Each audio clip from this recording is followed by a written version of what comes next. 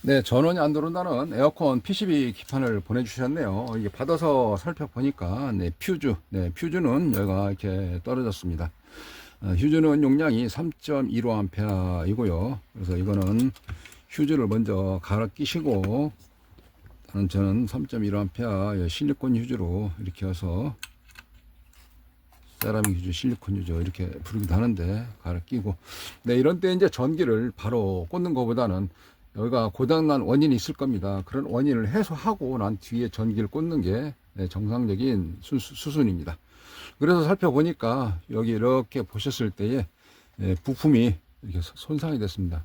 우리는 보통 저거를 천장이 날라갔다, 일반 시장에서 뚜껑이 날라갔다 이런 표현들을 하는데, 원래 그 옆에처럼 반드돼서 부품명을 알아야지만이 옆 부품명 따라서 데이터 시트 핀맵 검색을 하거나 또는 부품 주문할 수가 있는데, 날라갔습니다. 그리고 이제 이거를 이제 빼서 달아서 바꿔서 보내려다가 아마 못 구해서 그런지는 몰라도 이게 빼서까지는 보내오신 분들이 한 번씩 있었거든요. 근데 문제가 뭐냐면 밑에 이제 패턴, 이게 사이에 있는 패턴들.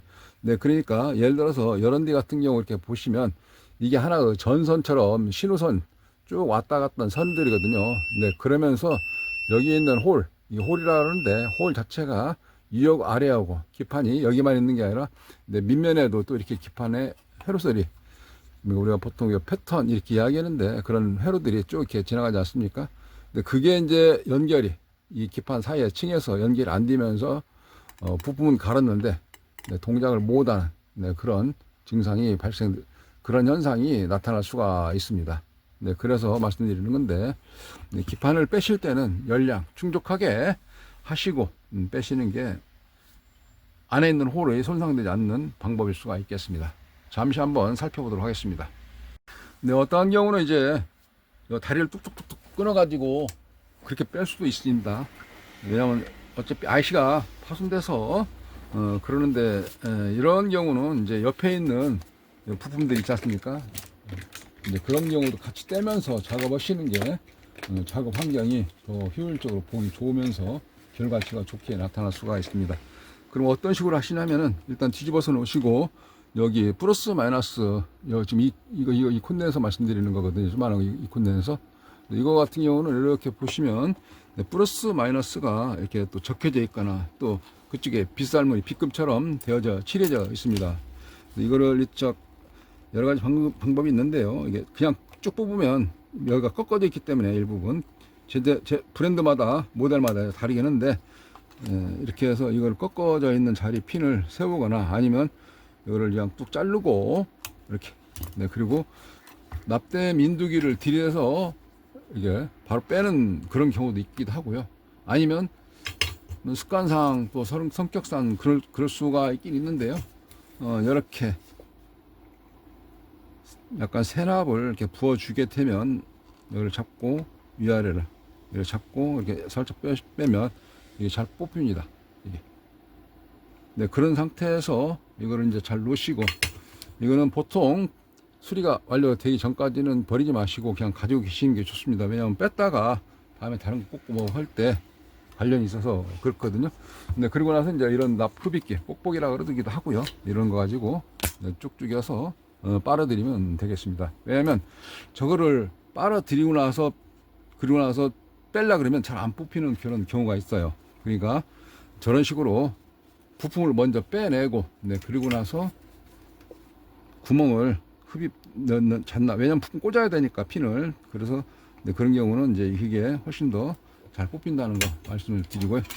저 같은 경우는 여기 이제 먼지도 날리고 납가루도 말리고 그다음에 또 빨리빨리 해야 되니까, 그래서 이렇게 이거를 이제 디솔더라 그러는데, 디솔더 드륵드륵 하는 거.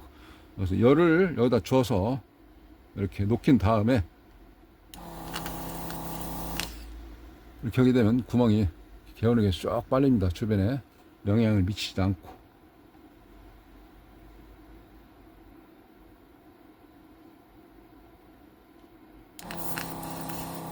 납가루도 이쪽에 날리지 않고요. 그리고 이제 이거 있지 않습니까? 지금 빼려는 게, 이거 설명드리는 게 이런 건데, 이거 같은 경우는 어떤 식으로 빼시냐면 여기에 일단 납을 여기에다가 다시 새 납을 부어서 이렇게 하듯이 충족하게 이렇게 하는 겁니다. 예, 미장할 때 있지 않습니까? 그 저기 보면 벽에 물 분무기 같은 거 한번 뿌려주고 하면 그게 잘 달라붙잖아요. 스며드는 게. 네, 그런 식으로 생각할 수도 있기도 하는데 어쨌든 셋업을 안 해도 되긴 되는데 습관상 그럴 수도 있기도 하고요. 깔끔하게 작업되기도 하고요. 그 다음에 이거를 우리가 보통 뭐라고 하냐면 솔더 어시스트 이렇게 합니다. 6종류가 되어 있고 종류 모델별로 끝에가 다 다릅니다. 이게 여기서 이 틈새 이렇게 해서 이 사이다가 이렇게 꽂고 그리고 나서 아까 납을 좀 충족하게 대준 상태에서 인두기로 이렇게 대주면서 살짝 납 저기 그 솔더 시트 밀어 넣고 그리고 나서 제낍니다. 이렇게 제끼면 한쪽 다리 일렬로 되어져 있는 한쪽 편 다리는 쭉 다 이렇게 뽑혀져 나왔습니다. 이게 그리고 나서 핀셋이나 또는 조그마한 이렇게 손으로 잡을 수 있는 농노이즈 플라이 가지고 잡고요. 그리고 맞은편 아까 안 뺐던 자리 맞은편을 인도기로 대고 이때는 먼저 당기지 마시고요. 당기면서 하면 뭐냐면 밑에 있는 저기가 패턴이 다 따라 나오면서 손상되는 경우가 있습니다. 그래서 먼저 이렇게 하고 납을 열이 좀 충분히 닿은 다음에 빼시게 되면 이와 같이 부품이 나오게 됩니다. 네, 이 부품은 지금 보시는 바와 같이 이게 손상이 돼서 고장 난 겁니다. 빡. 그리고 저런 상태에서 퓨즈를 같이 지금 하시게 되면 다시 또 휴지가 한번 나가는 그런 경우로 아니면 주변에 손상을 더 입히는 그럴 수가 있습니다. 지금처럼 이렇게 셋업을 한 번 더 이렇게 좀 대주고요. 그래서 디솔더가 이제 열 스탠바이에서 그리고 이렇게 셋업을 좀 부어주면 공기 흡입 빨려 들어가는 게 좀 더 부드럽기 때문에 이렇게 하고 그리고 여러한 그 저기 납 흡입기 이런 거 가지고 빠르드리면 되겠습니다. 저는 여기 주변에 납가루 좀 날리고 그 다음에 깔끔하게 빨리빨리 하기 위해서 이렇게 대고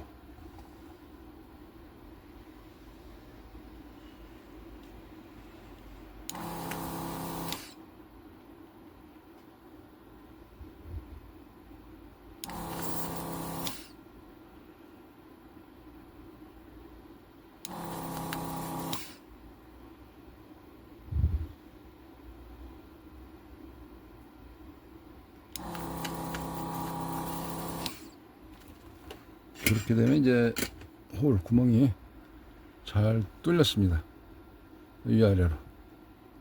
밑에는 안 했네요. 밑에도 핀 개수만큼 또 해야 되겠네요. 밑에 한 줄 알았습니다.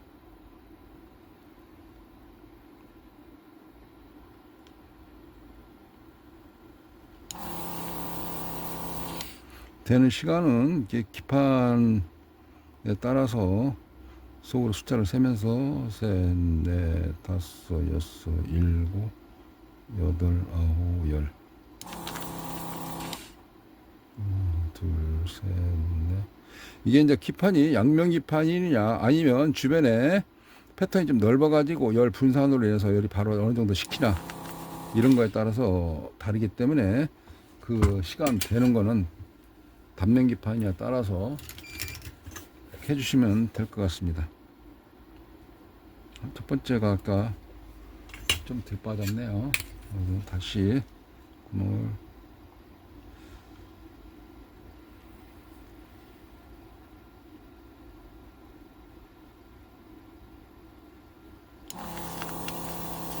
이런 식으로 빼시면 홀이 깔끔하게 잘 빠지거든요. 물론 이제 저는 작업 효율 때문에 그렇습니다. 이와 같은 경우는 해도 잘 빠집니다. 대신 이제 주변에 좀 납이 좀 날린다든가 그럴 수 있긴 있습니다만. 자, 그리고 나서 이렇게 보시면 구멍이 잘 뚫린 거, 그거를 확인해 볼 수가 있습니다. 그럴 때 이제 막힌 거하고 표시가 나기 때문에 이렇게.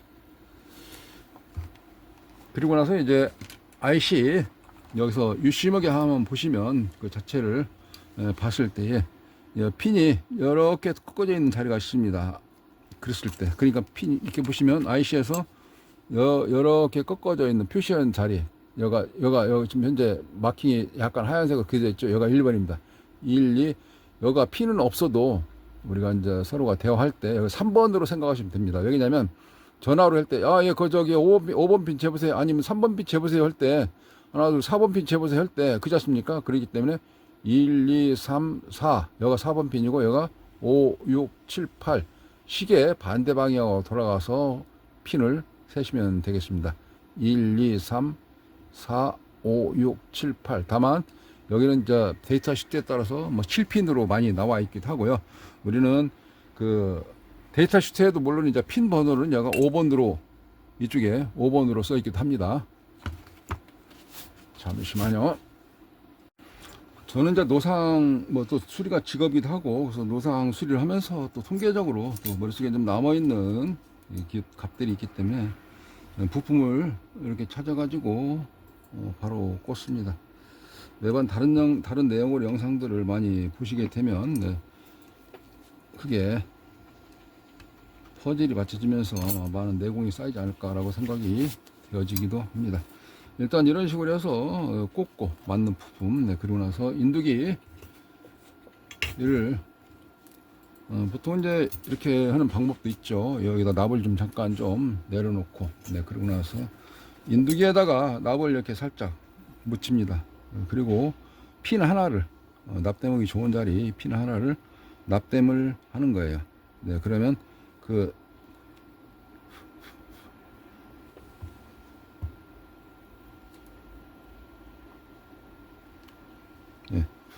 이렇게 하고 나머지를 이제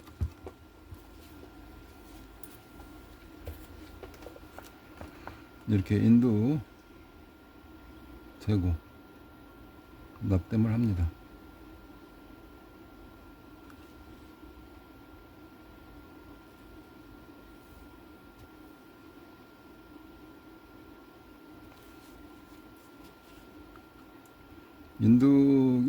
바람 소리는 좀 인두기에서 나는 소리이긴 한데, 왜냐면 인두 와트 수가 좀 높다 보니까 이제 온도는 맞추는 상태에서 바로바로 보상이 되기 때문에 열이 식힌다 하더라도 그 온도를 바로 유지해 줄 수 있는 그런 인두기를 많이 사용을 하게 됩니다. 그래서 이와 같은 인두기로 사용하실 때 여기가 홀이 위하고 아래하고 그대로 연결되기 때문에 손상이 안 입혀서 수리하고 나서 부품을 부품을 교체하고 나서 이제 콘덴서도 뺐으니까 좀 새 걸로 해서 이렇게 꽂고요. 이런 식으로. 이때는 이제 플러스 마이너스 극성이 있으니까 띠 둘러져 있는 자리가 마이너스, 우리 시장에서 마이너스라고 그러고 그라운드 이렇게 이 상태 살짝만 좀 벌려놓고, 그리고 나서 여기서는 이제 부품이 안 빠지기 때문에 인두기를 가지고 납땜을 하시게 되면 이게 됩니다.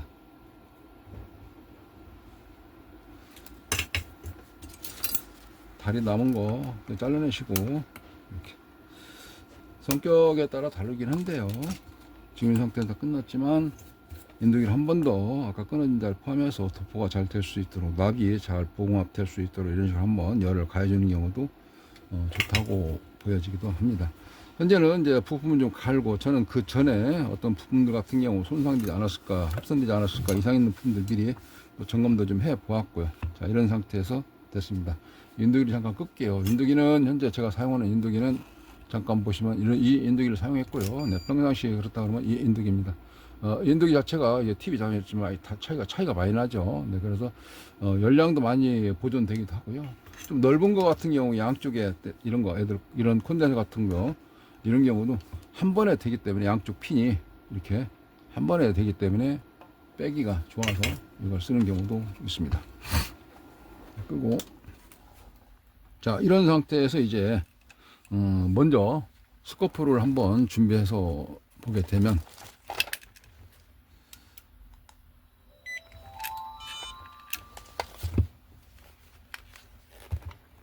그리고 10X, 100X는 이제 이렇게 설정을 좀 맞춰 놓고요. 프로보는 이거죠. 자, 프로보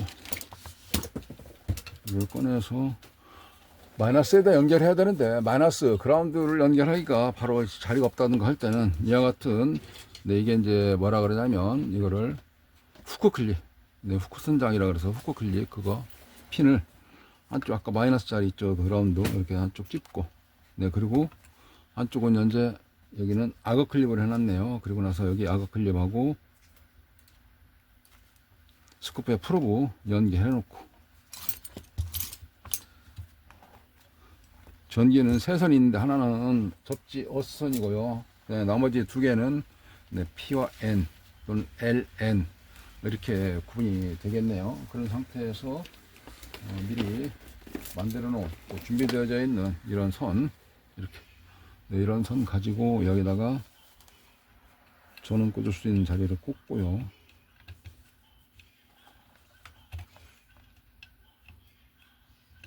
이렇게 네, 꽂고 이거 흔들림이 없도록 테스터기를 좀 물려놓고, 테스터기는 렌즈를 V에다 놓고 찍어 보겠습니다. 전기를 넣어 보겠습니다. 전기를 넣게 되면 네, 때롱 소리 나는 거를 확인해 볼 수가 있습니다. 일단은 부팅됐다는 거를 좀 알 수가 있죠. 네, 그리고 나서 스코프를 가지고 파형을 관측해 보도록 합니다. 자, 이때 프로브에서도 여기가 1x 있고 10x 있으니까 10x 높은 자리로 좀 맞춰 놓고요. 여기에서는 어디를 찍냐면 아까 핀 뺐던 자리 있죠. 네, 그 중에 하나 동떨어져 있는 자리가 있습니다. 그 동떨어져 있는 자리를 찍어 보시면 여기에서 파형이 나오는 것을 확인해 볼 수가 있는 것입니다. 네, 이렇게 한번 조심해서 찍어 보겠습니다. 네, 나오죠. 잠깐만요. 제가 조심하면서 찍고, 네, 그리고 나서 스코프에 오토를 누르면 파형이 이렇게 나옵니다. 네, 이런 식으로. 네, 이런 파형이 그대로 잘 나와야지만이 여기 2차단 전압이 잘 나올 수 있다. 이렇게. 그냥 띠롱 소리 났으니까 그 뒤에 또 멈췄나 안 멈췄나, 전기 공급 제대로 될까 염려스럽다고 생각한다 하면 여기에 있는 렌즈를 직류 VCC V다 맞춰놓고, 직류다 맞춰놓고 전압을 측정해 보도록 하겠습니다.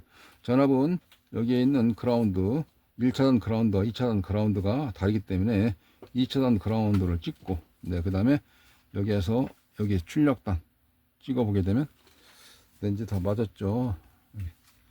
그러면 11.57V 출력되는 걸 좀 알 수가 있고요. 이게 좀 가려져 있나요? 이걸 좀 잠깐 좀 올려놔야 되겠네요. 좀 올리고, 자, 이런 상태에서 그라운드 테스트, 여기 그라운드 이 자리를 이렇게 찍고요. 이게 네, 그리고 한 선은 갖다가 찍게 되면 여기 이렇게 찍었을 때에 트랜스 출력단 나오는 자리입니다. 네, 이 전압을 여기에 있는 7805 레벨에다 받아가지고 5V, 예, 그래서 이런데 이제 찍어보시면 이제 얘가 5V 출력되는 것을 알 수가 있습니다. 이 기판상에서 12V 나오는 자리가 있다. 그러한 경우는 보통 이제 리모컨, 유선 리모컨 연결하는 자리가 그쪽에는 12V 나오는 자리가 있습니다. 그리고 일부분은 이제 15V 나오거나 그런 경우가 있는데, 그거는 모터 쪽 연결하는 부분들. 어쨌든 2차단 전압이 안정되게 일단 여기서 나와가지고 다시 서플에 분배해 주기 때문에 잘 나온다는 걸 알 수가 있는 것입니다. 예. 네, 잘 됐고요. 제품을 보내실 때는 꼭 부품 뺀 거 있으면 그대로여서 챙겨서 보내주시면 수리하는데 많은 좀 도움이 될 거고요. 혹시 작업을 하셨다든가, 잠깐만 이거 좀 코드 빼고요. 작업을 하셨다든가 하시게 되면, 네, 그런 이 홀 빼실 때 충족한 열량 또 작업을 하면서 주변에 영향을 미칠 수가 있습니다. 또 한 가지가 뭐냐면, 작업을 한 뒤에 그 부품들마다 쇼트난 자리가 약간 이렇게 있을 수 있어요. 나비든 이렇게 뭐든 간에. 네, 그런 상태에서 전기를 꽂고 안 되니까 보내시는 그런 경우도 있긴 있는데, 특히 그냥 작업하셨다고 하시면 그냥 보내시면 됩니다. 근데 이제 보통 일이 좀 더 많아지기 때문에 손을 거친 걸 잘 안 하려고 하는 것이 아마 시장 원리인 것 같기도 하는데요. 어쨌든 내용물 그대로 보내주면 평소에 하던 대로 하기 때문에 그렇게 할 수가 있는데, 다만 이제 말씀드리고자 하는 것은 특히 구멍 뚫을 때, 부품 IC 뺄 때, 그런 때 주의해서 빼시게 되면, 여러 아까 설명드렸죠. 이런 패턴 같은 거 이게 손상되면 일이 좀 더 점검할 부분들이 넓어지기 때문에 많습니다. 꼭 그런 점들 작업하셨다면 좀 메모를 좀 해서 보내주시면 더욱더 좋겠습니다. 네, 고장난 제품 보내실 때는 안 되는 내용, 고장 증상하고 연락처, 전화번호를 잘 메모해서 보내주시게 되면, 왜냐하면 전화번호가 택배 송장에 별 표시, 별자리로 써 있어서 알 수 없는 경우가 많이 있습니다. 그래서 꼭 전화로 통화는 했지만, 많은 전화를 받으면서 제품을 받다 보면 약간 좀 찾는데 어려움이 있을 수 있습니다. 그러니까 꼭 전화번호 잘 챙겨서 메모하셔서 포장 튼튼히 하신 다음에 보내주시면 잘 수리해서 다시 보내드리도록 하겠습니다. 감사합니다.